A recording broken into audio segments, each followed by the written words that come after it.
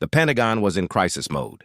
General Marcus Thornton stood in the secure briefing room, surrounded by his intelligence staff, staring at a map of Eastern Europe that was covered in red markers. Each marker represented a Russian intelligence operation that had been mysteriously disrupted over the past 18 months. And nobody, not the CIA, not the NSA, not any allied intelligence service, could figure out who was responsible. It was February 2024, and tensions with Russia were at their highest point since the Cold War. Russian intelligence had been running aggressive operations across Europe: assassinations, sabotage, disinformation campaigns. They had been doing it with near impunity, operating faster than Western intelligence could counter them, until SPECTRE appeared. The name had started showing up in intercepted Russian communications about 6 months ago. At first, intelligence analysts thought it was a code name for a Western intelligence operation. But as reports accumulated, a different picture emerged. SPECTRE wasn't an operation. SPECTRE was a person. A single operative who was systematically dismantling Russian intelligence networks across Eastern Europe. The list of SPECTRE's suspected accomplishments was extraordinary. A Russian assassination team targeting a defector in Poland had been neutralized, 3 agents dead, 2 captured. A sabotage operation against a Ukrainian ammunition depot had been prevented when the Russian operatives were found unconscious with all their equipment confiscated. A disinformation network in Romania had collapsed when its key agents mysteriously disappeared. In 18 months, SPECTRE had disrupted 23 Russian intelligence operations. And nobody knew who SPECTRE was. "It has to be CIA," said Colonel Sarah Chen, Thornton's intelligence chief. "Who else has the capability to operate like this?" "The CIA says it's not them," Thornton replied. "I've asked the director personally. He swears they have no operation or operative using that designation." "Then it's one of the European services," suggested Major David Park, who handled liaison with Allied intelligence. "MI6, French DGSE, German BND, one of them is running an operation they're not telling us about." "I've checked with all of them," Thornton said. "They're as confused as we are. The British are actually angry because they think we're running an operation in what they consider their sphere of influence without telling them." Chen pulled up another file on the screen. "Sir, look at this pattern. Every SPECTRE operation has been conducted solo. No team, no backup, no support infrastructure that we can detect. It's one person moving through Eastern Europe, identifying Russian operations and stopping them single-handedly." "That's impossible," Park said. "Counterintelligence operations require teams, surveillance, technical support, analysis. One person can't do all of that alone." "SPECTRE apparently can," Chen said. "And sir, there's something else. We've been analyzing the Russian communications about SPECTRE. They're terrified. They use the name like we'd use the name of a ghost. They think SPECTRE is supernatural, able to appear and disappear at will, to know things they shouldn't know, to strike where they're most vulnerable." Thornton leaned back in his chair. "So we have an unknown operative, possibly American, conducting unauthorized intelligence operations in Eastern Europe, terrifying the Russians, and operating completely outside any official structure. Does that sum it up?" "Yes, sir," Chen said. "And sir, the Russians have made finding and eliminating SPECTRE their top priority. They've allocated significant resources to hunting this operative. When they find SPECTRE, and eventually they will, it could create a major diplomatic incident if SPECTRE turns out to be American." "Then we need to find SPECTRE first," Thornton said. "Before the Russians do, and before this operative causes an international crisis. Get me everything we have on every intelligence operation in Eastern Europe for the past 2 years. Cross-reference every operator, every mission, every unusual activity report. SPECTRE has to have left a trail somewhere." Over the next 3 weeks, Chen's team worked around the clock. They analyzed thousands of reports, interviewed hundreds of intelligence personnel, and built a database of every American military member and intelligence officer who had been in Eastern Europe during the relevant time period. What they found was more frustrating than enlightening. SPECTRE's operations didn't match any known American intelligence activity. The methods were unconventional. The timing was off, and most importantly, the operations seemed to be personally motivated rather than mission-driven. "Sir, I think we've been approaching this wrong, Chen said during a late-night briefing. We've been looking for an intelligence operative conducting official operations. What if SPECTRE isn't official? What if this is someone operating on their own, outside any governmental authority? Like a vigilante? Thornton asked skeptically. More like someone with intelligence training and personal reasons for targeting Russian operations, Chen said. She pulled up a new file. Sir, I started looking at something different. Not official intelligence personnel, but military members who had reasons to be in Eastern Europe and who had the skills to conduct these operations. She displayed a photo on the screen. This is Staff Sergeant Riley Morgan, U.S. Army, 1st Special Forces Group. She's currently assigned to the Joint Multinational Training Group in Ukraine, training Ukrainian Special Operations Forces. She's been in that assignment for 22 months. She? Park said. You think SPECTRE is a woman? Look at her file, Chen said. Special Forces qualified, fluent in Russian and Ukrainian, expert in intelligence operations and reconnaissance. She has the skills. And sir, there's something else. 2 years ago, before her assignment to Ukraine, Sergeant Morgan was engaged to another Special Forces soldier, Captain Daniel Harris. Harris was killed in a Russian-sponsored attack on American trainers in Syria. The room went quiet. Thornton leaned forward. Are you suggesting that Sergeant Morgan has been conducting unauthorized operations against Russian intelligence out of personal revenge?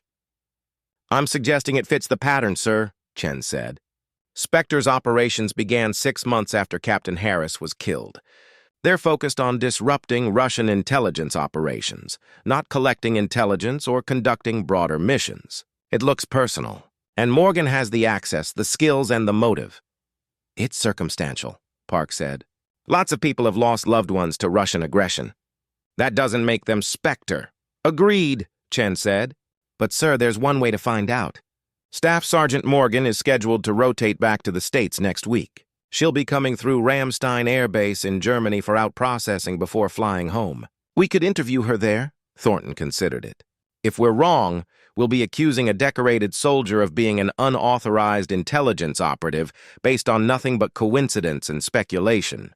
If we're right, we'll be confronting someone who has been remarkably effective at evading detection and who may not appreciate being found. Either way, it's delicate.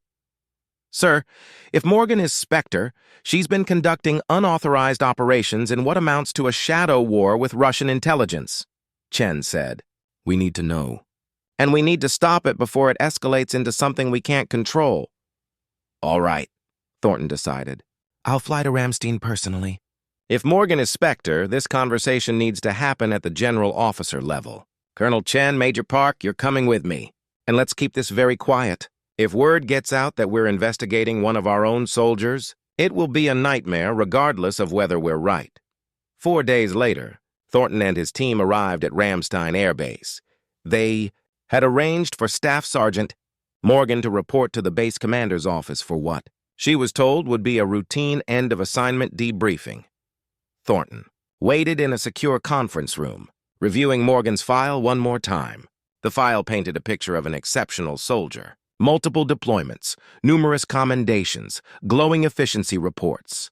She had been selected for Special Forces, one of the first women to complete the qualification course, and had proven herself in combat.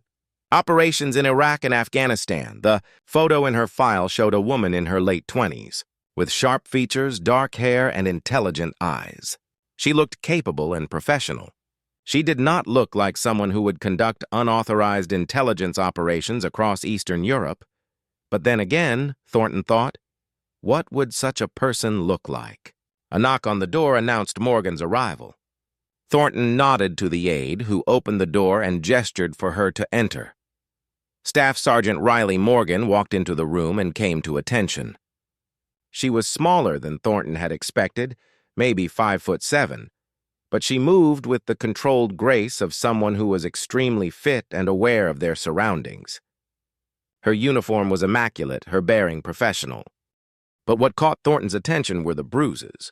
Morgan's face showed signs of recent trauma, a fading bruise on her left cheek, a small cut near her right eye, and the kind of facial swelling that came from taking a serious hit. She looked like she had been in a fight within the past week. Staff Sergeant Morgan reporting as ordered. "Sir," she said crisply. Thornton studied her for a long moment, taking in the bruises, the controlled posture, the alertness in her eyes. Something about her set off his instincts. The sense that he had developed over 30 years of military service that told him when something was not as it appeared.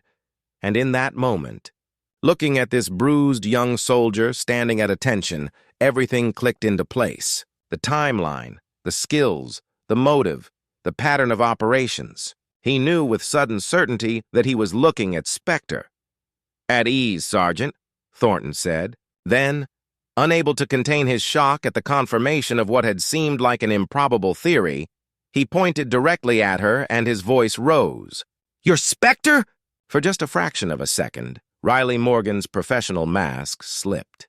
Her eyes widened slightly, and Thornton saw recognition and calculation flash across her face. Then the mask was back in place. "Sir, I don't know what you're referring to," Morgan said calmly.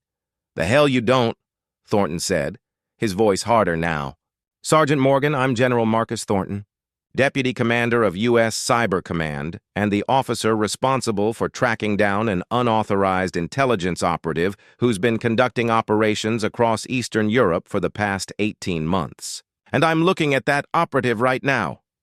Morgan remained silent, her expression neutral. "Those bruises on your face," Thornton continued. "When did you get them?" "Training accident, sir." 3 days ago. Training accident, Thornton repeated. "Sergeant Morgan, 3 days ago, a Russian intelligence team was attacked in Moldova.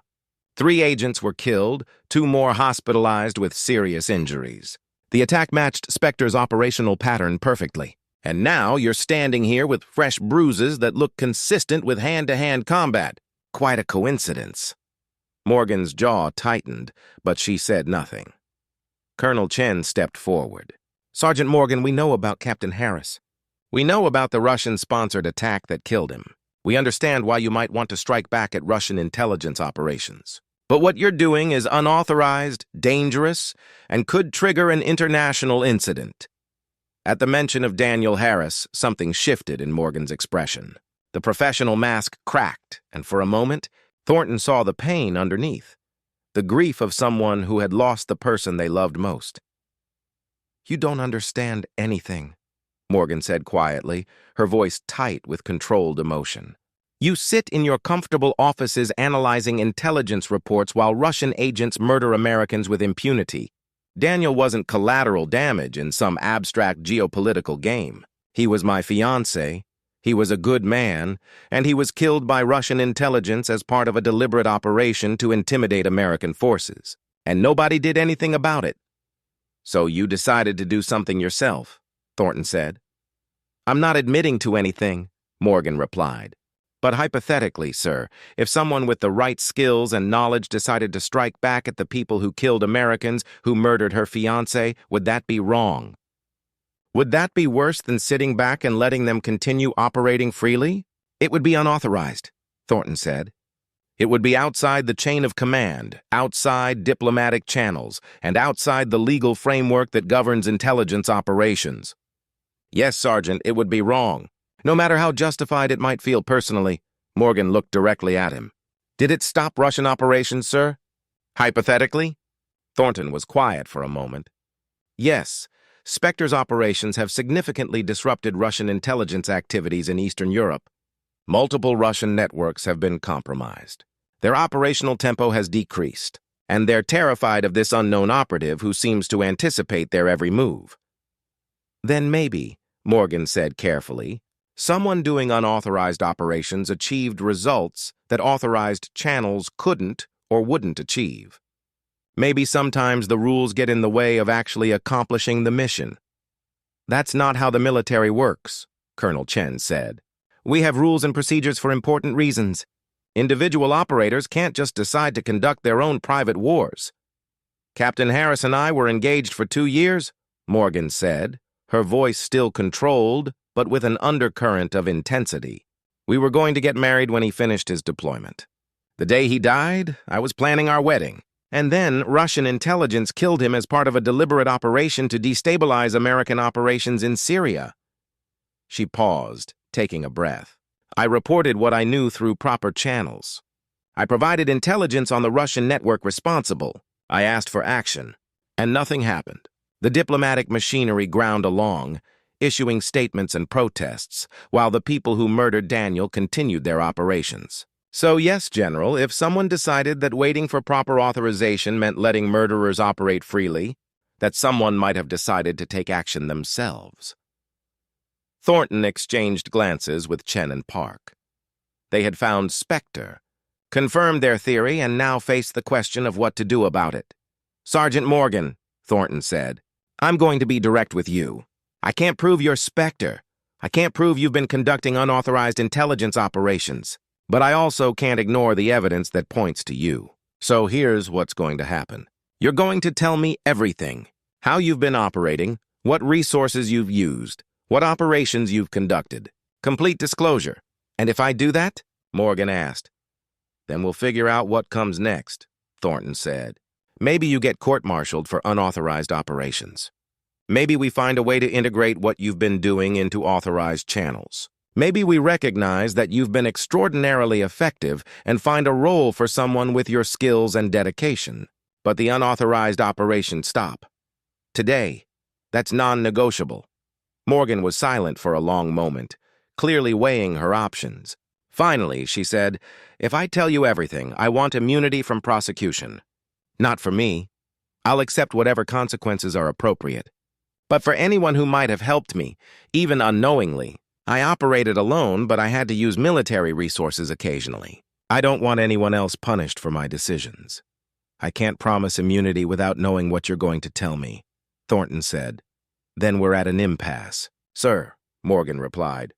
Thornton studied this young soldier who had apparently conducted a personal war against Russian intelligence for 18 months. She was bruised, exhausted, and clearly operating at the limits of her endurance. But she was also protecting others, even in a situation where her own career and freedom were at risk. "All right," Thornton said. "Provisional immunity for anyone else involved, pending review of what you tell me. But, Sergeant, if you're protecting people who knew what you were doing and actively assisted unauthorized operations, that's going to be a problem." "Understood, sir," Morgan said. "Can we sit down?" "This is going to take a while." Over the next 3 hours, Riley Morgan told them everything, and what she described was one of the most extraordinary intelligence operations any of them had ever heard. Riley Morgan began her story not with her first operation as SPECTRE, but with the day Daniel Harris died. She needed them to understand not just what she had done, but why. "Daniel and I met at Fort Bragg," she said, her voice steady but tinged with sadness. "He was a captain in 5th Special Forces Group. I was a sergeant in 1st Group. We were both trainers at the Special Warfare Center, teaching foreign military students. We fell in love over conversations about mission planning and argument about the best way to teach close-quarters combat." She smiled slightly at the memory. "He proposed to me on a hiking trail in the North Carolina mountains. Said he wanted to spend his life with someone who understood the job, who knew what it meant to be a soldier. We were planning a simple wedding, just family and close friends, scheduled for June 2022. Her smile faded. In March 2022, Daniel deployed to Syria as part of a training mission. American Special Forces were training Kurdish and Arab fighters who were fighting ISIS remnants. It was supposed to be a low-risk mission. Training, advising, coordination. No direct combat. She paused, her hands clenched. On April 12, 2022, Daniel's team was conducting a training exercise with Kurdish forces when they were hit by a rocket attack. 3 Americans killed, 5 wounded. The investigation said it was ISIS, but intelligence indicated otherwise. The rockets had come from a Russian mercenary group operating in Syria, and the timing suggested the attack wasn't random. It was a deliberate strike intended to destabilize American operations. General Thornton listened carefully. He remembered the incident. It had caused significant diplomatic tensions with Russia, though the Russians had denied any involvement. "I reported everything I knew through intelligence channels," Morgan continued. "I had been studying Russian intelligence operations as part of my training duties. I recognized the patterns, understood the operational signature. I provided detailed analysis showing that this was a Russian intelligence operation, not ISIS. I expected action, but nothing happened," Colonel Chen said. Nothing, Morgan confirmed. The diplomatic process ground along. Russia denied involvement. The investigation stalled. And the people responsible for killing Daniel continued operating freely. So I started planning. She pulled out a notebook from her pocket, worn, covered in Cyrillic notes and sketches. I was already scheduled to deploy to Ukraine as part of the training mission there. It was supposed to be a one-year assignment starting in July 2022. I realized that position would give me access to intelligence on Russian operations and the freedom to move around Eastern Europe. So you decided to conduct your own counterintelligence operation, Thornton said. I decided to kill the people who killed Daniel, Morgan said bluntly, and to disrupt Russian intelligence operations wherever I could find them. I spent 3 months planning, learning everything I could about Russian intelligence networks in Eastern Europe, studying their methods and patterns. She opened the notebook, showing pages of meticulous notes. I identified the Russian unit responsible for the attack that killed Daniel. They were GRU, military intelligence, operating out of Belarus. I tracked their movements, learned their patterns, identified their key personnel, and then, Chen prompted, I killed them, Morgan said simply. November 2022, I tracked the team leader to a meeting in Moldova. I eliminated him and 2 other members of his team. That was my first operation as SPECTRE. The room was silent. This was a confession to murder, albeit of enemy intelligence officers. The legal and diplomatic implications were staggering. Why SPECTRE? Major Park asked. Because I wanted the Russians to be afraid, Morgan said. I wanted them to know that someone was hunting them, someone they couldn't identify or stop. SPECTRE, an invisible threat, a ghost that could strike anywhere. I left evidence at each operation site, a calling card, messages in Russian that made it clear this wasn't random. I wanted them to know they were being targeted. That's psychological warfare, Chen observed. That's revenge, Morgan corrected. I wanted them to feel what I felt, the fear, the helplessness, the knowledge that someone was coming for them, and they couldn't stop it. Over the next 2 hours, Morgan walked them through her operations in detail. She described how she had used her official training duties as cover for traveling around Eastern Europe, how she had developed intelligence networks using Ukrainian contacts, how she had planned and executed operations against Russian intelligence targets. The operational details were impressive. Morgan had operated completely alone, with no support infrastructure beyond what she could create herself. She had conducted surveillance, gathered intelligence, planned operations, and executed them, all while maintaining her official duties as a trainer. How did you fund these operations? Thornton asked. Travel, equipment, resources, that costs money. I used my own money for most things, Morgan said. I'm single, no dependents, been deployed for most of my career. I have savings. For equipment, I used what I could acquire through official channels or purchase locally. My needs were minimal. I wasn't running a large operation, just conducting targeted strikes. And nobody noticed? Park asked skeptically. Your chain of command didn't wonder why you were traveling so much? I was a trainer, Morgan said. Traveling to visit Ukrainian units, coordinate training, assess facilities, that was part of my job. I just extended some trips, added destinations, and conducted operations during what were officially training-related movements. My efficiency reports were excellent because I was doing my official job well, while also conducting my unauthorized operations. Chen pulled up a map showing the locations of SPECTRE's operations. Sergeant, walk us through how you planned these operations. Start with the one last week, the Moldova operation where you got those bruises. Morgan studied the map. The target was a Russian intelligence cell operating in Chisinau. They were running a network that was gathering intelligence on Ukrainian military capabilities and passing it to Russian forces. I had identified the cell leader and 2 key members through signals intelligence, intercepts that I had access to through my official duties. You were using classified intelligence for unauthorized operations, Thornton said. Yes, sir, Morgan admitted. I knew it was wrong, but I also knew this cell was directly contributing to Russian operations that were killing Ukrainian soldiers I was training. I couldn't stand by and do nothing. She pointed to the map. I traveled to Moldova officially to coordinate with their military on training programs. While there, I conducted surveillance of the Russian cell, identified their patterns, and planned my operation. The cell leader met with his contacts at a safe house outside Chisinau every Wednesday evening. So you attacked him there, Chen said. I confronted him there, Morgan corrected. My intent was to capture him, extract intelligence, and turn him over to Moldovan authorities. But the situation escalated. He was armed, he resisted, and he had backup that I hadn't anticipated. The fight went hand to hand. I killed him and one other operative in self-defense and disabled 2 more before extracting. She touched her bruised face. This was from that fight. The cell leader was former Spetsnaz, Russian Special Forces. He was skilled and fought hard. I won, but barely. You could have been killed, Thornton said. I've almost been killed on every operation, Morgan said flatly. That's the reality of operating alone without backup.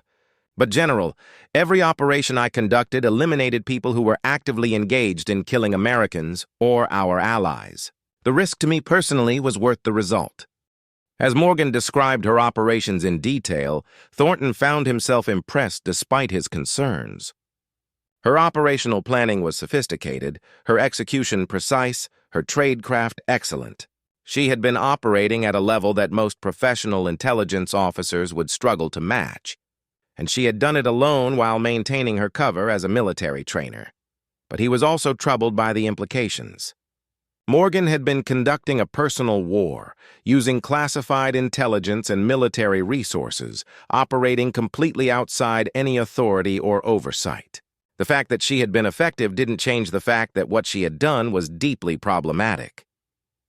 Sergeant Morgan, Thornton said, I need to ask you something directly. Do you understand that what you've been doing is illegal? Not just against military regulations, but potentially violations of international law? Yes, sir, Morgan said. I understand completely. But I also understand that the people I've been targeting are enemy intelligence officers who are engaged in operations that kill Americans. In a traditional war, killing enemy combatants is not illegal. It's the mission. I've been treating Russian intelligence officers as enemy combatants in an undeclared war. But it's not a traditional war, Chen said. We're not officially at war with Russia. These operations exist in a legal gray area where diplomatic and intelligence considerations matter as much as military ones. With respect, Colonel, tell that to Daniel Harris, Morgan said, her voice suddenly hard. Tell him that the Russians who killed him weren't really enemies because we're not officially at war. Tell him that diplomatic considerations were more important than stopping the people who murdered him. She stood up, her exhaustion and emotion finally breaking through.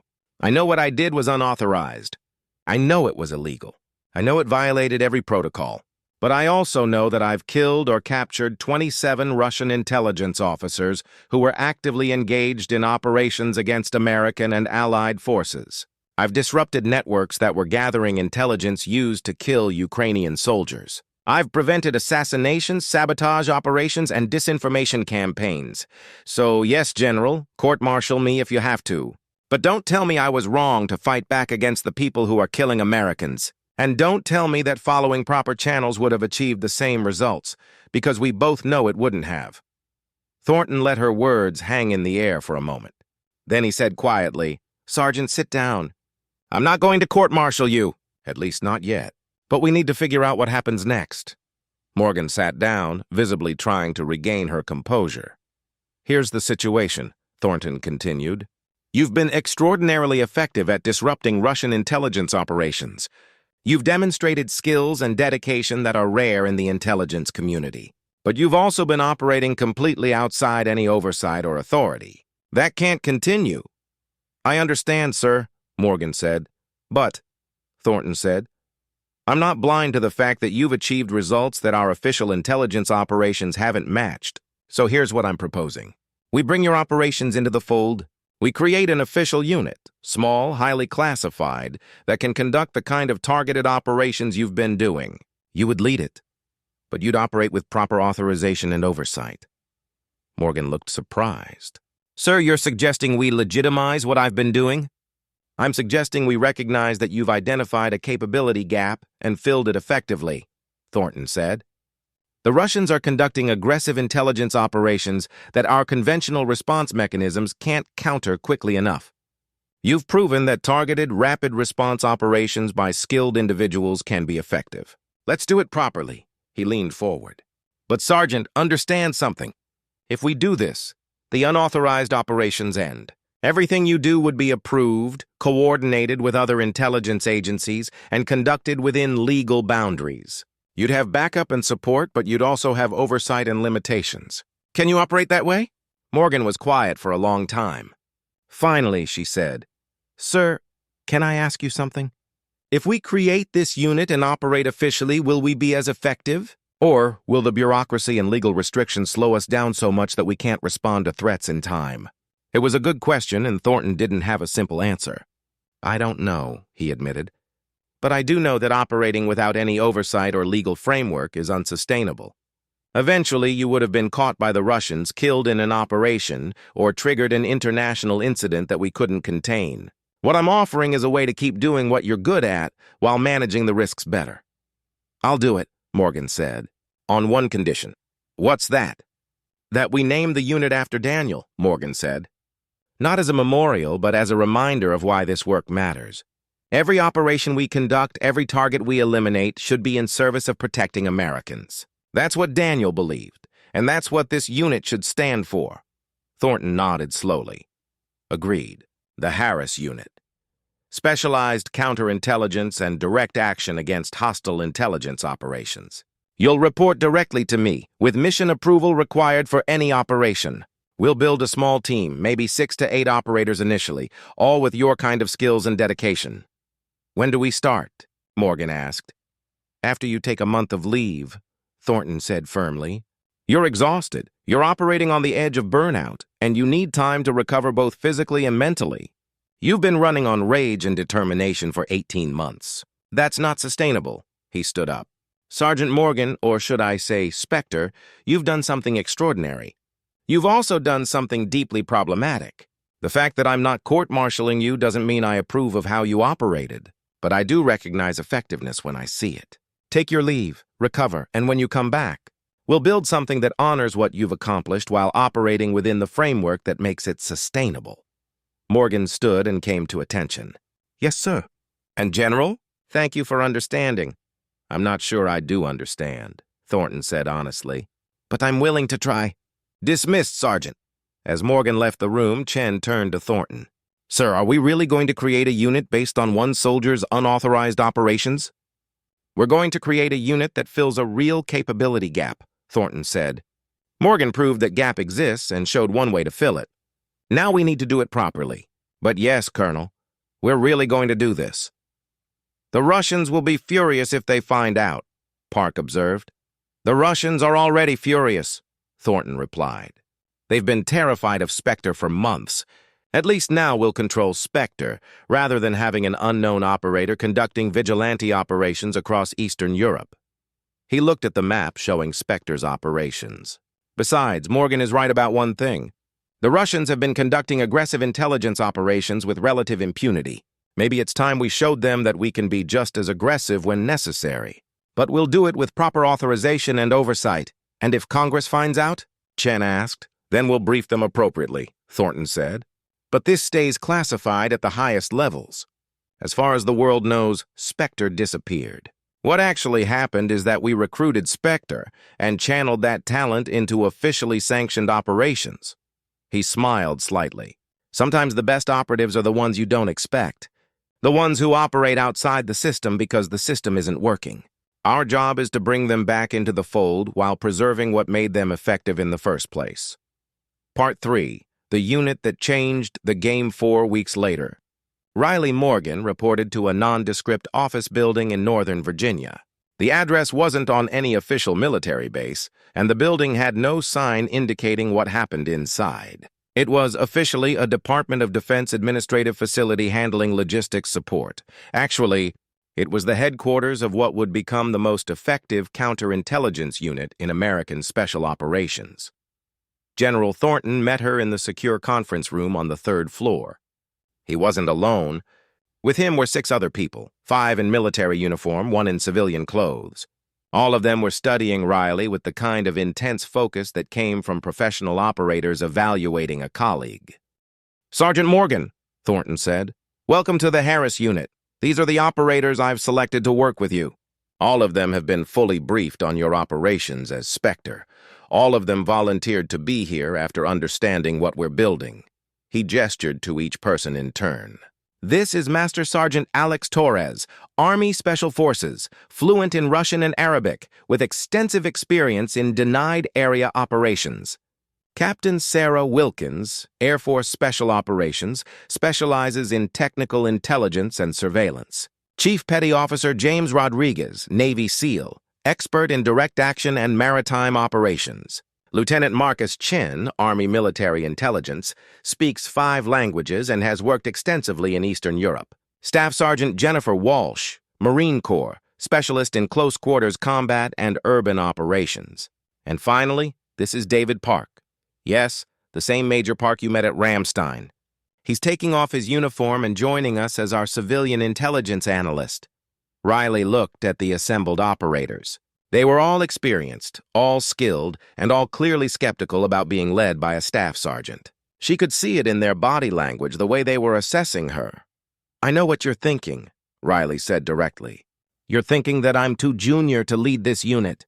You're thinking that 18 months of unauthorized operations don't qualify me to command experienced operators. And you're partly right. I don't have the rank or the official experience to lead a unit like this." She paused. "But I do have something you don't. I have 18 months of experience conducting exactly the kind of operations this unit will do. I've operated alone in denied territory, conducted surveillance against hostile intelligence services, planned and executed direct action missions, and done it all while maintaining operational security. I've made mistakes, I've nearly been killed, and I've learned lessons that can't be taught in training." She looked at each of them in turn. "So here's how this is going to work. General Thornton has command authority. I have operational leadership. Each of you brings expertise that I need, technical capabilities, language skills, tactical specializations. We're going to operate as a team, not as a hierarchy. When I'm planning operations, I'll listen to your input. When we're executing, you'll follow my lead. And when we finish missions, we'll debrief honestly about what worked and what didn't." "Can we ask questions?" Captain Wilkins said. "Always," Riley replied. "How many times did you almost die during your unauthorized operations?" Wilkins asked bluntly. Riley thought about it. 5 times where I thought I was going to die within the next few minutes. Probably 20 times where one small mistake would have gotten me killed. And countless times where if things had gone slightly differently, I wouldn't be standing here." "And you want us to operate the same way?" Master Sergeant Torres asked. "No," Riley said firmly. "I want us to learn from my experiences and operate smarter. The reason I almost died so many times is because I was operating alone without backup or support. With this team, we'll have redundancy, we'll have support, and we'll be able to conduct operations that I couldn't do alone. But we'll also maintain the speed and flexibility that made SPECTRE effective." Chief Rodriguez spoke up. "What's our mission? Specifically, what will we be doing that existing intelligence units aren't already doing?" "Good question," General Thornton said, stepping forward. He pulled up a map on the screen showing Russian intelligence operations across Europe and beyond. "This is what Russian intelligence is currently doing. Assassinations, sabotage, disinformation, recruitment of spies, support for proxy forces. Traditional intelligence services, CIA, NSA, allied services, are working to counter these operations. But they're slow. By the time we identify a Russian operation, plan a response, coordinate with allies, and get authorization, the Russians have often already completed their mission." He pointed to several markers on the map. "The Harris unit will operate differently. When we identify a time-sensitive Russian intelligence operation, you'll have authority to respond immediately. No waiting for interagency coordination, no lengthy approval processes. You'll be our rapid response counterintelligence capability. With appropriate oversight," Riley added. "Every operation we conduct will be approved by General Thornton. We'll coordinate with other agencies when time permits. And we'll operate within legal boundaries. No assassinations of foreign nationals on friendly soil. No operations that violate host nation sovereignty without proper clearance. So we're SPECTRE, but with authorization. Lieutenant Chen said. Exactly, Thornton confirmed. The Harris unit is SPECTRE legitimized, constrained by appropriate oversight, but also empowered with resources and backup that Riley never had operating alone. Over the next 3 months, the team trained together intensively. Riley taught them the techniques she had developed for solo operations, how to conduct surveillance without being detected, how to infiltrate secure locations, how to plan operations with minimal resources. The other operators contributed their own expertise, building a collective skill set that was far greater than any individual could possess. They also began conducting operations. The first mission came in late spring 2024, when intelligence identified a Russian assassination team targeting a Ukrainian military officer who was visiting Berlin. The Harris unit deployed within hours, identified the Russian team, and disrupted the operation without the target ever knowing he had been in danger. The second operation was more complex. A Russian intelligence network in Poland was recruiting agents and gathering intelligence on NATO military capabilities. The Harris unit spent 2 weeks conducting surveillance, identifying the network's key members, and then coordinated with Polish security services to roll up the entire operation in a single night. By the end of their first 6 months, the Harris unit had conducted 12 operations across Eastern Europe. All were successful. None resulted in American casualties. And most importantly, they were achieving results faster than traditional intelligence channels could manage. But success brought its own challenges. Other intelligence agencies were asking questions about this unknown unit that seemed to be operating across their territories. Allied intelligence services were frustrated that they weren't being briefed on operations in their countries, and some members of Congress were demanding to know about this classified unit they had heard rumors about. In November 2024, General Thornton called Riley to a meeting at the Pentagon. When she arrived, she found him with the Director of National Intelligence and the Chairman of the Joint Chiefs of Staff. "Sergeant Morgan," the DNI said, "your unit has been remarkably effective. In 6 months, you've disrupted more Russian intelligence operations than our traditional services have disrupted in 2 years. That's impressive." "It's also causing problems, sir," Riley said. "The CIA feels like you're operating in their space," the DNI explained. "Allied intelligence services are angry that we're conducting operations in their countries without proper coordination. And frankly, some people think that a unit led by a staff sergeant conducting counterintelligence operations is a disaster waiting to happen." The chairman leaned forward. "Sergeant, I've reviewed your operations in detail. You've done extraordinary work. But there are concerns at the highest levels about the sustainability and appropriateness of the Harris unit. Some people think we should shut it down and integrate your capabilities into existing agencies." Riley felt her stomach drop. They were going to dismantle what she and her team had built, just when they were proving the concept worked. "Bureaucratic concerns were going to kill it. Sir," she said carefully, "with respect, the Harris unit is effective precisely because we're not integrated into existing agencies. We can move fast because we're small. We can take risks because we're specialized. We can operate unconventionally because we're not bound by decades of institutional doctrine. If you integrate us into CIA or military intelligence, we'll become just another team stuck in the same bureaucratic processes that make traditional responses too slow." "That may be true," the DNI said, "but we can't have a rogue unit conducting operations that affect international relations without proper coordination. There has to be oversight, coordination with allies, and integration with broader intelligence operations." General Thornton spoke up. "Sirs, I have a proposal. We keep the Harris unit as a specialized capability, but we create better coordination mechanisms. Before each operation, we'll brief the relevant intelligence agencies and give them a chance to object if there are conflicting operations or diplomatic concerns. We'll improve coordination with allied services by giving them general awareness of our capabilities without compromising operational security. And we'll establish a formal oversight committee that includes representatives from CIA, NSA, and State Department." "That sounds like exactly the kind of bureaucracy that will slow us down," Riley said, frustration evident in her voice. "It's the compromise that keeps your unit operational," Thornton said firmly. "Sergeant, you can't operate in a vacuum. You need political and bureaucratic support to sustain what you're doing. Better to have some oversight and coordination than to be shut down entirely. Riley was quiet for a moment. Then she said, "Sir, can we at least preserve the rapid response capability? If we identify a time-sensitive operation, can we still act quickly even if full coordination isn't complete?" The DNI and chairman exchanged glances.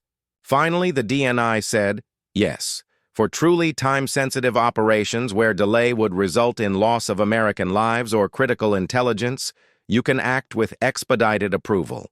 But the bar for what constitutes time-sensitive will be high, and you'll be accountable for those decisions." "I can live with that," Riley said. The Harris unit continued operating with the new oversight and coordination mechanisms.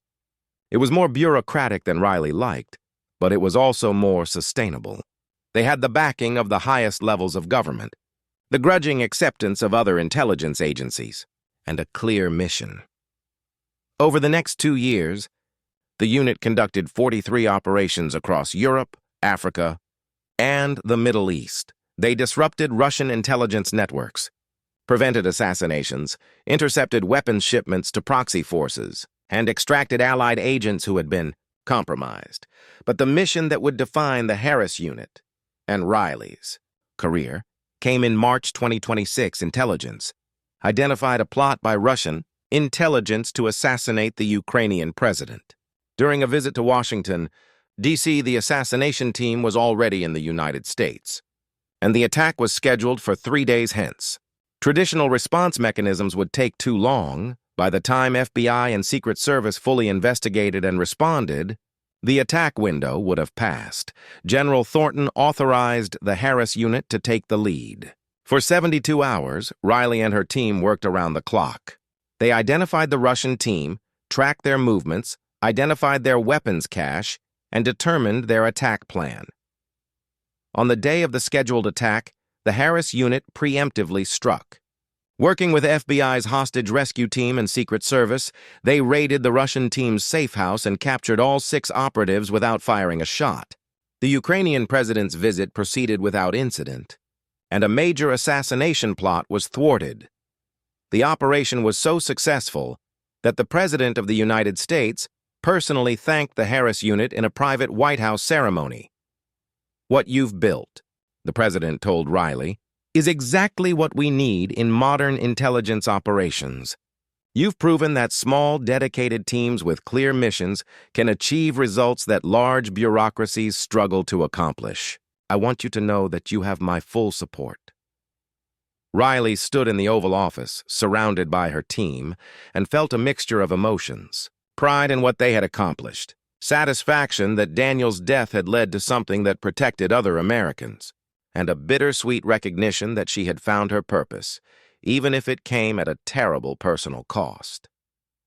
After the ceremony, as they were leaving the White House, Master Sergeant Torres pulled Riley aside. "Boss, can I ask you something?" "Sure," Riley said. "Do you still think about revenge?" Torres asked. "When we conduct these operations, are you still thinking about getting back at the Russians who killed Captain Harris?" Riley thought carefully before answering. "At first, yes. Every operation was personal, was about avenging Daniel. But somewhere along the way, it changed. It stopped being about revenge and started being about protection, about making sure other Americans don't lose the people they love the way I lost Daniel. The Harris unit isn't about revenge anymore. It's about prevention." "Good," Torres said, "because revenge is a motivation that burns out. But protection, that's something that can sustain a career, a unit, a mission." Riley nodded. "You're right. And that's what we're going to keep doing. Protecting Americans, disrupting enemies, and operating in the space between traditional military operations and intelligence work. That's our mission now." 10 years later, Riley Morgan retired from the military as a lieutenant colonel. She had been commissioned and rapidly promoted in recognition of her capabilities. The Harris unit had grown to 24 operators and had conducted over 200 successful operations. It had become a model for other specialized counterintelligence units, and several Allied nations had created similar capabilities based on the Harris unit structure. At her retirement ceremony, General Thornton, now a 4-star and the commander of U.S. Special Operations Command, spoke about Riley's impact. "When I first met Riley Morgan, She was a bruised, exhausted sergeant who had been conducting unauthorized operations for 18 months. I was shocked to discover she was SPECTRE, this legendary operative that the Russians feared. But I was even more impressed by what she built afterward. The Harris unit represents a new model for counterintelligence operations. Small, agile, capable of rapid response, and effective beyond what any traditional agency has achieved. And it all started because one soldier refused to accept that bureaucracy was more important than protecting Americans. He looked at Riley. You started as an unauthorized operative conducting a personal war. You became the architect of a capability that has saved countless American lives and fundamentally changed how we conduct counterintelligence operations. That's an extraordinary legacy. At the reception after the ceremony, a young lieutenant approached Riley nervously. She was clearly military intelligence, probably early in her career. "Ma'am," the lieutenant said, "I just wanted to thank you. I read about your story, about SPECTRE, about how you operated alone and then built the Harris unit. It inspired me to join intelligence rather than go into a conventional military career. I wanted to ask, do you have any advice for someone just starting out?" Riley smiled. "Here's what I learned. First, rules and procedures exist for good reasons, but sometimes the rules don't account for exceptional circumstances. When that happens, you have to decide whether to follow the rules or to do what you think is right. That's one of the hardest decisions you'll ever face. Second, operating alone is incredibly dangerous and should only be a last resort. I survived 18 months of unauthorized operations, partly through skill and partly through luck. Don't romanticize what I did. It was reckless and could easily have gotten me killed.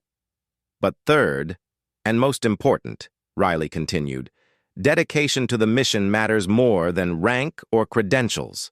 I was an E7 conducting operations that should have been led by senior intelligence officers.